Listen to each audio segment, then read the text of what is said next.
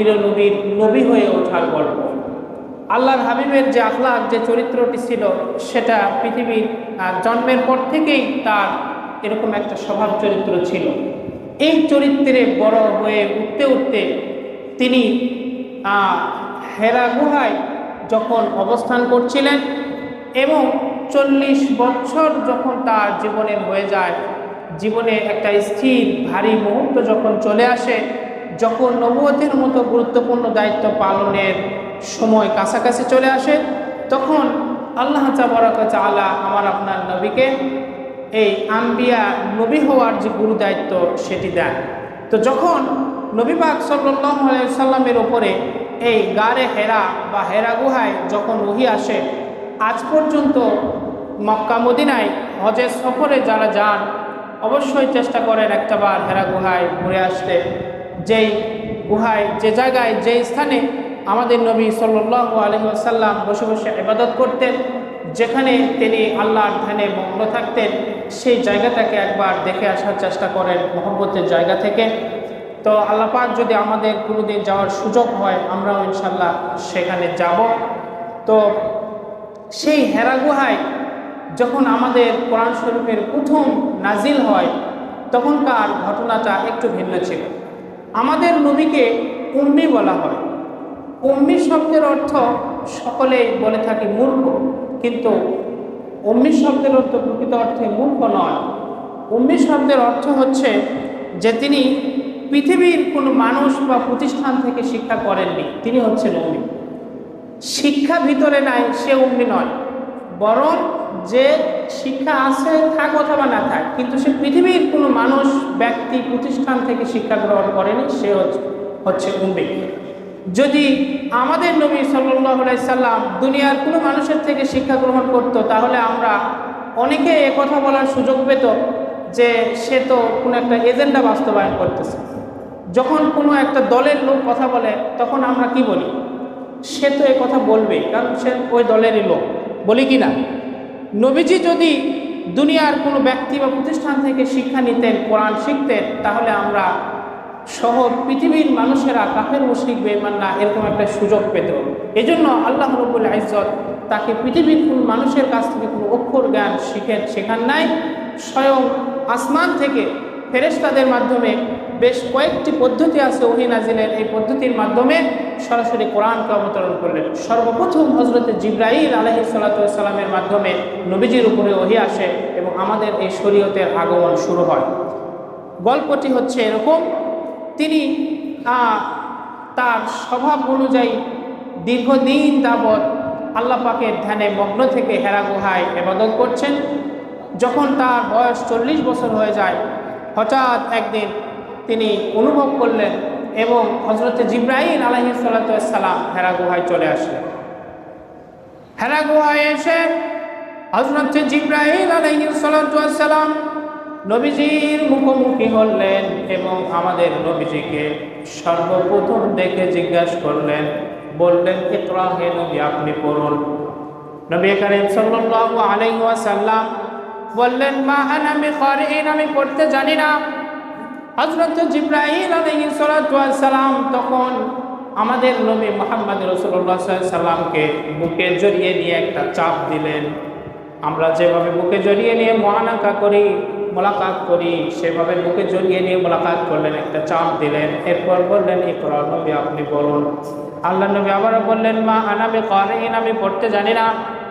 এরপরে জিবরাইল আলাইহিস সালাতু ওয়াস সালাম আবারও নবীজিকে বুকে জড়িয়ে নিয়ে একটা চাপ দিলেন এবং বললেন, ইকরা বিসমি রাব্বিকাল্লাযী খালাক। সূরা আলাকের প্রথম 5টি আয়াত নাজিল হয়ে যায় এবং এর মধ্য দিয়ে আমাদের এই পবিত্র জীবন বিধান কোরআনুল কারীম অবতীর্ণ হয়ে যায়। সেই সূরা আলাকের প্রথম 5টি আয়াতে যে নির্দেশনা এসেছে, ইকরা, হে নবী আপনি পড়ুন, বিসমি রাব্বিকাল্লাযী খালাক, ওই প্রভুর নামে, ওই সত্তার নামে, ওই প্রতিপালকের নামে যিনি আপনাকে সৃষ্টি করেছেন। খালাকাল ইনসানা মিন আলাক, আর তিনি মানুষকে সৃষ্টি করেছেন জমাটবদ্ধ রক্ত থেকে। প্রথমেই কোরআনের সর্বপ্রথম সূরা আলাকের প্রথম যে 5টি আসমান থেকে ওহী হিসেবে এসেছিল, সেখানেই দেখুন আল্লাহ রাব্বুল ইজ্জত মানুষের দুর্বলতাকে ইঙ্গিত করলেন, বললেন খলাকাল ইনসানা মিন আলাক, জমাটবদ্ধ একটা রক্তপিণ্ড থেকে তোমাদের সৃষ্টি করা হয়েছে, সুতরাং তোমরা দুর্বল, কিসের জন্য অহংকার করো? ইকরা ওয়া রাব্বুকাল আকরাম, আর হে নবী আপনি পড়ুন ওয়া রাব্বুকাল আকরাম, আপনার বহুত দয়াময় রহিম, আল্লাযী আল্লামা বিল কলাম, যিনি শিক্ষা দিয়েছেন কলমের মাধ্যমে, আল্লামাল ইনসানা মা লাম ইয়ালাম, আর তিনি মানুষকে শিক্ষা দিয়েছেন ওই সমস্ত কিছু মা লাম ইয়ালাম, যা মানুষ কখনোই জানত না। আল্লাহ বললেন মানুষের দুর্বলতার প্রতি প্রথমে ইঙ্গিত দিয়ে এরপরে বললেন যে কলম দ্বারা তিনি শিক্ষা দিয়েছেন, এবং খলাকাল ইনসানা মা লাম ইয়ালাম, মানুষ যা জানতো না কখনোই সে সমস্ত জিনিস আল্লাহ জানার সুযোগ করে দিয়েছে। যে উপস্থিতি, এখান থেকে শিক্ষার গুরুত্ব ফুটে ওঠে। শিক্ষা, এডুকেশন, তালিম, তাআল্লুম, এই যে শিক্ষা দীক্ষা জ্ঞানের আহরণ, সর্বপ্রথম যে আয়াত আল্লাহ নাজিল করলেন সে আয়াতের প্রথম শব্দটাই হচ্ছে ইকরা, আপনি পড়ুন। সুতরাং কোরআন পড়া, বোঝা, জ্ঞান অর্জন করা এটা একটা শ্রেষ্ঠত্বের বিষয়। পৃথিবীতে যে কয়েকটি বিষয়ের কারণে মানুষ সম্মানিত হয় এর মধ্যে একটি হচ্ছে জ্ঞান, নলেজ। এজন্য বলা হয়ে থাকে নলেজ ইজ পাওয়ার, জ্ঞান একটা শক্তি। ধনবল এটা মানুষকে সম্মানিত করে, জ্ঞানবল মানুষকে সম্মানিত করে, জনবল, জনসমর্থন এগুলোও মানুষকে সম্মানিত করে। সুতরাং জনবল, জ্ঞানবল, ধনবল এই 3টি জিনিস সাধারণত মানুষকে সম্মানিত করে থাকে। এই 3টির মধ্যে সর্বপ্রথম এই জ্ঞানবলের শিক্ষা আল্লাহ প্রথম যে আয়াত নাজিল করেছিলেন সেখান থেকে আমাদেরকে দিয়েছেন। তো যখন এই আয়াতগুলো ওহী হিসেবে অবতীর্ণ হয়ে যায়, আমাদের নবী হিসেবে সাব্যস্ত হয়ে যায়, ওহী একটা ভারী জিনিস। নবীজির উপরে প্রথম যখন এটা অবতীর্ণ হলো, নবীজি কম্পন শুরু হয়ে গেলেন। তিনি এটিকে প্রথম যেহেতু হযরতে জিবরাইলের সাথে সাক্ষাৎ হয়, বুকের সাথে সিনার সাথে সিনা মিলিয়ে 5টি আয়াত অবতীর্ণ হয়ে যায়। নবীজি তখন একটা কম্পন নিয়ে সেই হেরা গুহা থেকে দৌড়ে হযরতে খাদিজা আলাইহাসসালামের কাছে আসলেন এবং খাদিজাকে বললেন, জাম্মিলুনি জাম্মিলুনি, হে খাদিজা আমাকে কম্বল মুড়িয়ে দাও, চাদর মুড়িয়ে দাও, আমাকে ঠান্ডা লাগছে, শীত লাগছে, একটা কম্পন লাগছে, কেন জানি একটা অস্বাভাবিক পরিস্থিতি, একটা অনুভব হচ্ছে, আমাকে কম্বল পরিয়ে দাও। হযরতে খাদিজা রাদিয়াল্লাহু তাআলা আনহা যখন নবীজির এই পরিস্থিতি দেখলেন, তিনি সান্ত্বনা দিয়ে বললেন, কাল্লা আবশির, হে নবী আপনি কখনোই বিচলিত হবেন না, আপনি সুসংবাদ নিন। ফাওয়াল্লাহি লা ইউহজিকাল্লাহু আবাদা, আল্লাহ পাক কখনোই আপনাকে অপমানিত করবেন না। ইন্নাকা লাতাসিলুর রাহিমা, আপনি আত্মীয়তার সম্পর্ক রক্ষা করে চলেন। ওয়া তাহমিলুল কাল্লা, আর অভাবীকে সহযোগিতা করেন। ওয়া তাকসিবুল মা'দুম, আর যার কিছু নেই তাকে কোনো কিছু দিয়ে আপনি তার পাশে দাঁড়ান। ওয়া তাকরিমুদ দাইফ, আর মেহমান নওয়াজি করেন, মেহমানদারি করে থাকেন। ওয়া তুঈনু আলা নাওয়াইবিল হাক্কি, আর সত্য যেখানে বিপন্ন আপনি সেখানে সত্যের পক্ষে দাঁড়িয়ে যান। দেখেন সর্বশেষ কথা যেটি, ওয়া তুঈনু আলা নাওয়াইবিল হক, যে কয়েকটি বিষয় হযরতে খাদিজা ইঙ্গিত করেছেন সেটি আমার আপনার প্রিয় নবীর ভিতরে সেই যৌবনকাল থেকে ছিল। এবং একজন মানুষ, একটা পরিবার, একটা বংশের সম্ভ্রান্ত হওয়ার জন্য এই গুণগুলো থাকতে হয়। সর্বপ্রথম হযরতে খাদিজা বললেন, লাতাসিলুর রহিম, আপনি আত্মীয়তার সম্পর্ক রক্ষা করে চলেন। কোনো কিছু হতে কি না হতেই আমি তার বাড়ি যাব না, সে আমার কেউ না, এ ধরনের কথাবার্তা আমরা বলে থাকি। কিন্তু আল্লাহ রাসূল বললেন আত্মীয়তার সম্পর্ক রক্ষা করা এটা ভালো কাজ। তার হাদিসেও আছে যে আত্মীয়তা সম্পর্ক যে ছিন্ন করে সে জান্নাতে যাবে না, জান্নাতা ফাতিহা। এই জন্য আত্মীয়তার সম্পর্ক রক্ষা করা এটা একটি ভালো কাজ। এরপরে তাকসিবুল মাদুম ওয়া তাকমিলুল কাল, কোনো গরিব অসহায় এতিম বাচ্চাদের সুযোগ থাকলে তাদের দায়িত্ব নেওয়া, সহজ সাহায্য সহযোগিতা করা, এবং মেহমান যখন আসে মেহমান নওয়াজি করা। মেহমান যখন আমাদের বাড়িতে আসে অনেকেই মন খারাপ করে যে নিজেদের অবস্থায় ভালো চলছে না, এখন আবার মেহমান আসলো, এটা অতিরিক্ত খরচা। কিন্তু মনে রাখবেন যে আপনি যে খরচাটি করছেন এটা তার রিজিকেই ছিল। এমন না যে আপনার রিজিক আপনি তাকে দিয়ে দিচ্ছেন, তার রিজিকটা সে আপনার কাছ থেকে খাচ্ছে। আপনার এখানে মেহমান হয়েছে, এটা আপনার শারাফত, এবং এইটা কোনো না কোনোভাবে আল্লাহ তার এই রিজিকটা আপনার কাছে দিয়ে দিবে এবং দিচ্ছে। কিন্তু আল্লাহর হাবিব সাল্লাল্লাহু আলাইহি সাল্লামের মধ্যে এই গুণটা ছিল।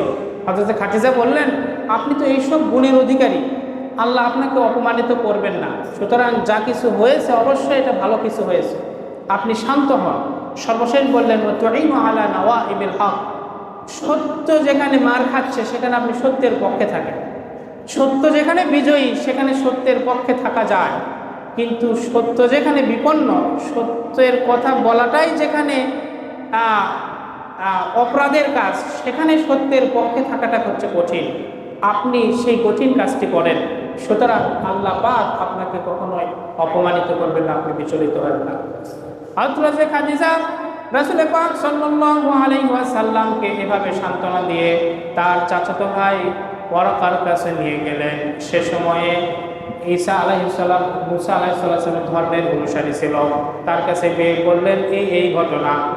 ওয়ারাকা বললেন যে যেই গল্পগুলো তুমি বললা, আমার এই মুহাম্মাদের উনি যে নবী হবে এটা আর কোনো সন্দেহ নাই, কিতাবে পড়েছি এই সমস্ত গুণ পাওয়া গেলেই সর্বশেষ নবী হবে, আর নবীর মধ্যে এগুলো পাওয়া যাবে।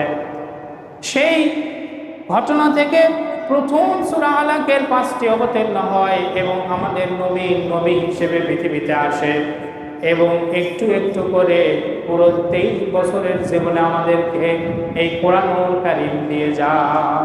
এই কোরআনুল কারীম এটা যখন আল্লাহ হাবিব সাল্লাল্লাহু আলাইহি সাল্লাম মক্কা মদিনার বুকে প্রতিষ্ঠা করছিলেন, এই প্রতিষ্ঠা লগ্নের সময় মোটেই কুসুমাস্তীর্ণ ছিল না, এটা ছিল একটা কণ্ঠকাকীর্ণ।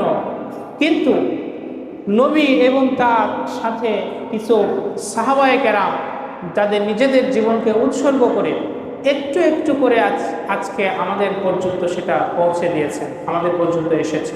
যে উপস্থিতি হুজুরে পাক সাল্লাল্লাহু আলাইহি ওয়াসাল্লামের ছোট্ট একটা গল্প বলে আজকে আলোচনা শেষ করছি।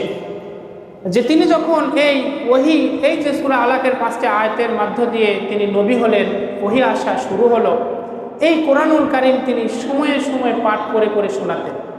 তো এই যে শোনাতেন, কাফের মুশরিক বেঈমানরা দেখলো যে এভাবে তো নবীজির অনুসারী বেড়ে যাচ্ছে দিন দিন।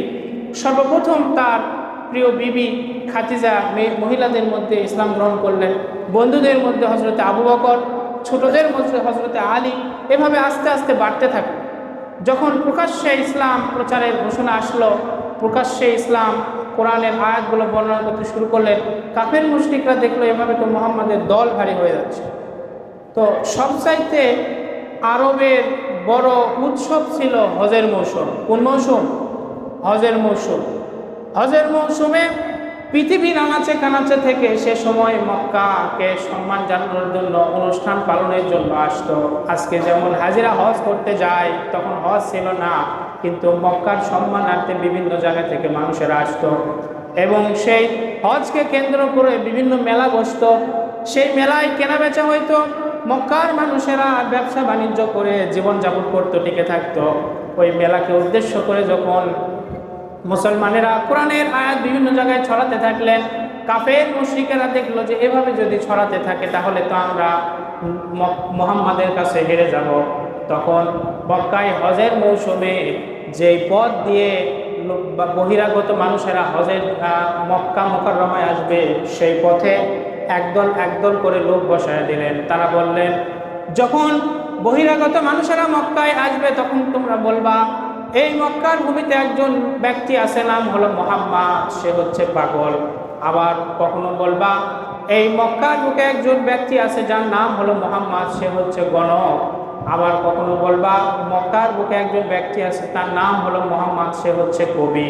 আবার কখনো বলবা মক্কার বুকে একজন ব্যক্তি আছে, নাম হলো মুহাম্মদ, সে হচ্ছে পাগল, কবি, গণক এবং সে হচ্ছে বানিয়ে বানিয়ে কিছু কথা বলেন। এইভাবে যখন যেই পথ দিয়ে বহিরাগতরা মক্কায় প্রবেশ করবে, যখন এভাবে বলা হলো, তখন ওই বহিরাগত লোকেরা চিন্তা করলো যে আমরা যেই পথ দিয়ে যারাই এসেছে সকলকেই বলা হলো যে এখানে একটি নাম আছে, ব্যক্তি আছে মুহাম্মদ, সে নাকি পাগল, দেখি না পাগলটা কেমন।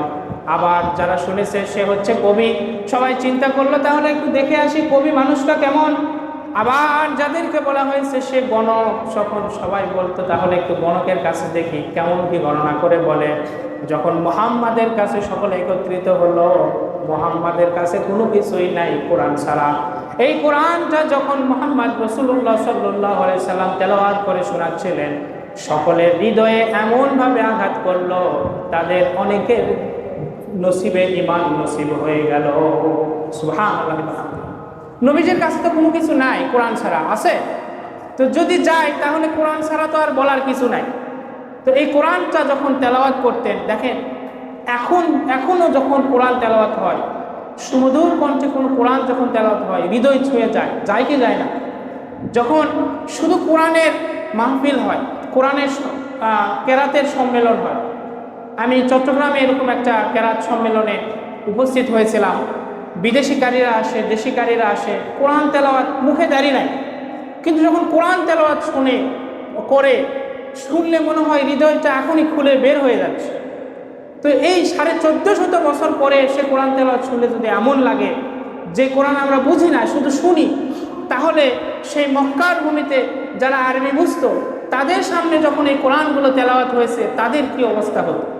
তো তারা যখন পাগল, কবি, গণককে দেখতে আসতো এবং শুনতো যে কোরআন তেলাওয়াত হচ্ছে, সুমধুর কণ্ঠের এই কোরআন তেলাওয়াত তাদের কানে পৌঁছাতো, কথাগুলো তারা বুঝতো, তাদের অনেকেরই ঈমান নসিব হয়ে গেছে। তারা চেয়েছিল নবীজির কাছ থেকে অন্যদেরকে সরাইতে, আল্লাহ পাক মুহাম্মাদের নামটা তাদের মাধ্যমে মিডিয়া হিসেবে প্রচার করে দিয়েছে। প্রিয় উপস্থিতি, এজন্যই আল্লাহ পাক যখন দিনকে বিজয়ী করবেন, অবশ্যই তিনি করবেন লিইয়ুযহিরাহু আলা দ্বীনি কুল্লিহি, মানুষকে তিনি শুধু একটু পরীক্ষা করে দেখেন এই দিনের পথে কে কে আসছে। এই বাংলার জমিনেও কিন্তু দিন একদিন প্রতিষ্ঠা হবেই হবে ইনশাআল্লাহ। এবং আপনারা সেটার একটা নমুনা দেখতে পাচ্ছেন।